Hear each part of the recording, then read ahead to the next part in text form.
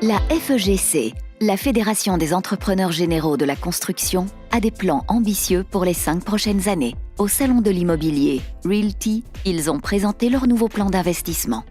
En matière de plan d'investissement, nous avons en effet une série de projets planifiés sur les années 2018-2022, principalement dans des bâtiments pénitentiaires, des centres psychiatriques légaux, mais également dans l'extension de prisons existantes. D'autres projets concernant des palais de justice ont également fait l'objet d'accords du gouvernement, donc nous disposerons des crédits budgétaires nécessaires pour être engagés, pour être validés et pour pouvoir réaliser ces projets-là. Cette année-ci, nous sommes en période d'élection communale.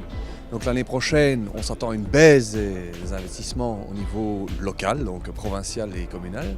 Et donc quand la régie des bâtiments au niveau fédéral suit le mouvement et engage les investissements pour 2019-2020, pour nous c'est important d'avoir une perspective sur les années futures. Une grande partie de ces projets ont déjà obtenu l'accord du gouvernement pour être construits. D'autres projets sont à l'état finalement de prévision d'investissement. Nous avons une feuille de route qui est identifiée sur les 5 prochaines années. Nous allons devoir bien évidemment prioriser dans ces projets, mais nous allons devoir aussi pour une partie des projets disposer des moyens nécessaires pour être investis.